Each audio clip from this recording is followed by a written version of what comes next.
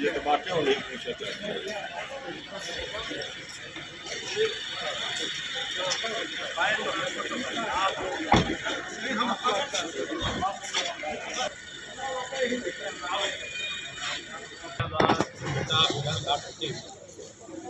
प्रयागराज की बस सेवा उपलब्ध कराई है। ऐसी कोई सेवा उपलब्ध नहीं थी, तो हमारी मांग पूरी हुई, जनता की मांग पूरी हुई।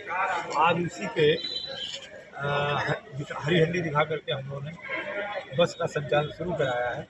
हमारे क्षेत्र की जनता इससे बहुत पसंद है। कितना बच्चा दूसरा अभी जो ये श्री अन्न का एक आया हुआ है वाहन है, जो कृषि विभाग का वाहन है, जिसके द्वारा पूरे जनपद में प्रचार प्रसार होगा कि मोटा अनाज, जिसको आदरणीय प्रधानमंत्री जी श्री अन्न के रूप में कहते हैं।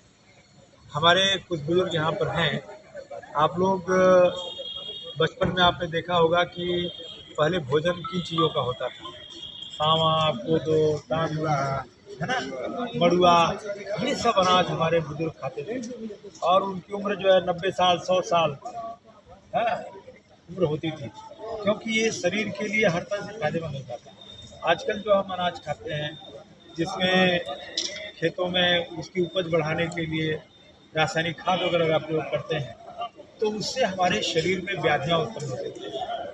किडनी, हार्ट से लेकर के अनेक प्रकार की बीमारियाँ होती हैं।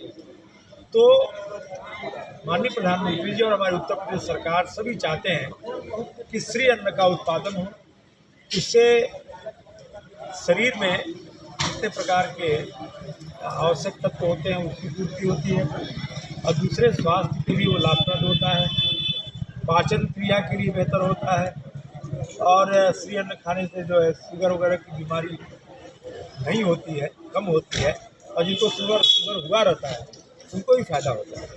तो उसी के प्रचार प्रसार के लिए कि हमारे किसान अब मोटे अनाज भी उत्पादन करें और उसके उत्पादन का आपको मूल्य भी अच्छा मिल रहा है। अब धान से ज़्यादा बढ़िया मूल्य सावा, तांबू, कोदो का है कि नहीं।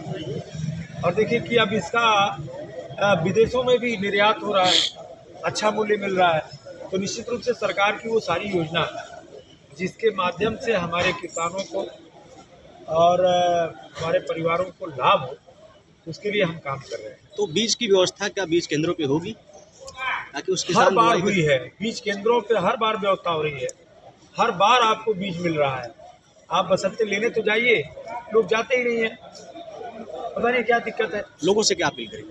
हम तो यही चाहेंगे कि कृषि विभाग की हमारी जितनी भी योजनाएं हैं उस सब का लाभ लेने के लिए आप लोग जो है सरकार की योजनाओं से जुड़े रहिए, आप उसके बारे में जानकारी लेते रहिए और समय समय पर कृषि विभाग के द्वारा जो योजनाएं दी जा रही है, जैसे देखिए कृषि यंत्र है, कृषि यंत्र पे कितनी सब्सिडी दी जाती है ना।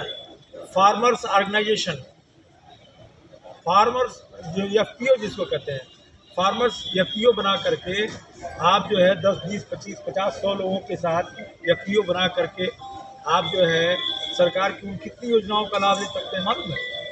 आप जो है बड़े बड़े यंत्र, यहाँ तक कि ट्रैक्टर भी 80% सब्सिडी पे ले सकते हैं। इतनी तरह की सुविधाएं हमारी सरकार दे रही है, परंतु हमारे किसानों को जानकारी न होने की वजह से। इसलिए मैं ये चाहता हूँ, मैं बार बार आप सबसे आग्रह करता हूँ पत्रकार बंधुओं से कि आप जो है प्रचार प्रसार जो हम लोग चाहते हैं, हम लोग कर रहे हैं, उसको समाज तक, जनता तक पहुँचाने का काम, किसानों तक पहुँचाने का काम। ठीक है, ठीक है।